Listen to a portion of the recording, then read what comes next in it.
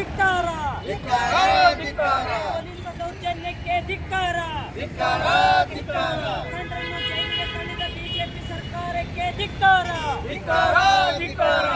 CIT ನೇತೃತ್ವದಲ್ಲಿ ಇವತ್ತು ಇಡೀ ದೇಶಾದ್ಯಂತ ಪ್ರತಿಭಟನೆಯನ್ನು ಮಾಡ್ತಾ ಇದ್ದೇವೆ. ಯಾಕೆ ಪ್ರತಿಭಟನೆ ಮಾಡ್ತಾ ಇದ್ದೇವೆ ಅಂದರೆ, ಇವತ್ತು ಉತ್ತರ ಪ್ರದೇಶ, ಹರಿಯಾಣ, ದೆಹಲಿ ಸುತ್ತಮುತ್ತಿನ ಕಾರ್ಮಿಕರು ಇವತ್ತು ಕನಿಷ್ಠ ಕೂಲಿಗಾಗಿ 50-60 ಸಾವಿರ ಜನ ಇವತ್ತು ಹೋರಾಟ ಮಾಡ್ತಾ ಇದ್ದಾರೆ. ಇವತ್ತು ಕೇಂದ್ರದಲ್ಲಿ ಇರತಕ್ಕಂಥ ಬಿಜೆಪಿ ಸರ್ಕಾರ ಕಾರ್ಮಿಕರನ್ನ ಪೊಲೀಸರ ದೌರ್ಜನ್ಯದ ಮುಖಾಂತರ ಹೋರಾಟವನ್ನು ಹತ್ತಿಕ್ಕಿಸಲಿಕ್ಕೆ ಪ್ರಯತ್ನ ಮಾಡಿದ್ದಾರೆ ಮತ್ತು ಮುಖಂಡರನ್ನ ಜೈಲಿಗಟ್ಟಿದ್ದಾರೆ. ಇದನ್ನು ವಿರೋಧಿಸಿ ಇವತ್ತು ಕಾರ್ಮಿಕರ ಬಿಡುಗಡೆ ಮಾಡಬೇಕು. ಕನಿಷ್ಠ 31,000 ರೂಪಾಯಿ ಇವತ್ತಿನ ಬೆಲೆ ಏರಿಕೆ ಪರಿಸ್ಥಿತಿಯಲ್ಲಿ ಕನಿಷ್ಠ ಕೂಲಿ ನ್ಯಾಯಯುತವಾದಂಥ ಬೇಡಿಕೆ ಇಟ್ಟುಕೊಂಡು ಹೋರಾಟ ಹತ್ತಿಕ್ಕಲಿಕ್ಕೆ ಇವತ್ತು ಸಾಧ್ಯ ಇಲ್ಲ ಅಂತೇಳಿ ಇವತ್ತು ಬಿಜೆಪಿ ಸರ್ಕಾರಕ್ಕೆ ಇಡೀ ದೇಶಾದ್ಯಂತ ಸಿಐಟಿ ನೇತೃತ್ವದಲ್ಲಿ ಹೋರಾಟ ಮಾಡಿ ಇವತ್ತು ಎಚ್ಚರಿಕೆಯನ್ನು ಕೊಡ್ತಾ ಇದ್ದೇವೆ. ಅದೇ ಭಾಗವಾಗಿ ಗುಲ್ಬರ್ಗಾದಲ್ಲಿ ಕೂಡ ಸಿಐಟಿ ನೇತೃತ್ವದಲ್ಲಿ ಹೋರಾಟ ಮಾಡಿ ನಾವು ಮನವಿ ಪತ್ರವನ್ನು ಕೊಡ್ತಾ ಇದ್ದೇವೆ. ಶಾಂತಾ ಎನ್ ಗಂಟೆ, ಸಿಐಟಿ ಜಿಲ್ಲಾ ಪ್ರಧಾನ ಕಾರ್ಯದರ್ಶಿ. ಒಂದು ವೇಳೆ ಇದೇ ರೀತಿ ಮುಂದುವರೆದ್ರೆ ತಾವು ಏನು ಮಾಡ್ತೀರಾ?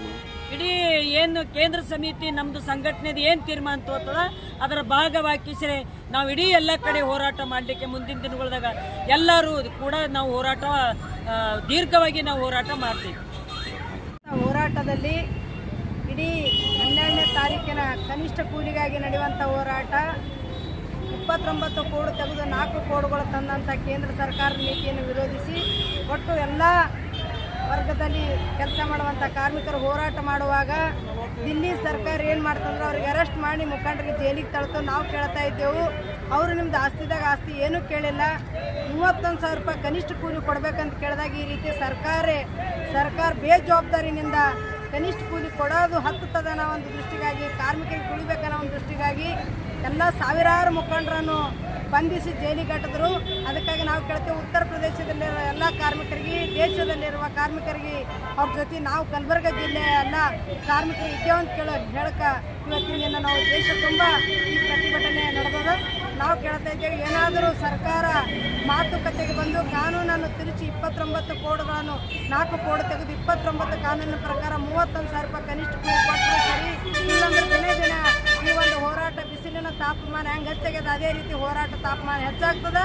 ಈ ಸರ್ಕಾರ ಉಳಿಲಾರದಂಥ ಪರಿಸ್ಥಿತಿಗೆ ಬರ್ತದೆ. ಕರ್ನಾಟಕದಾಗಿರೋ ಸರ್ಕಾರ ಆಗಲಿ, ದಿಲ್ಲಿದಾಗಿರೋಂಥ ಸರ್ಕಾರ ಆಗಲಿ, ಎರಡೂ ಸರ್ಕಾರಕ್ಕೆ ಇವತ್ತು ನಾವು ಖಂಡಿಸ್ತೇವೆ. ಯಾಕೆ ಖಂಡಿಸ್ತೇವೆ ಅಂದರೆ, ನಾವು ಏನೂ ಕೇಳಿಲ್ಲ. ಮಿನಿಮಮ್ ವೇಜಸ್ ಕೇಳಿದಾಗ ಇವರು ಹೋರಾಟದ ಹಕ್ಕನ್ನು ಮಟ್ಟುಗೊಳಿಸಬೇಕು, ಹೋರಾಟವನ್ನು ಖಂಡಿಸಬೇಕು, ಹೋರಾಟವನ್ನು ಮುರಿಬೇಕಂತೇಳಿ ಇವತ್ತು ಈ ರೀತಿ ತೀರ್ಮಾನ ತೊಗೊಂಡ್ರೆ ಅದನ್ನು ವಿರೋಧಿಸಿ ನಾವು ಕಲಬುರಗಿಯಲ್ಲಿ ಇವತ್ತು ನಾವು ಹೋರಾಟ ಮಾಡ್ತಿದ್ದೇವೆ. ನಾನು ಗೌರಮ್ಮ ಪಾಟೀಲ್, ಸಿಐಟಿನ ಜಿಲ್ಲಾ ಉಪಾಧ್ಯಕ್ಷ.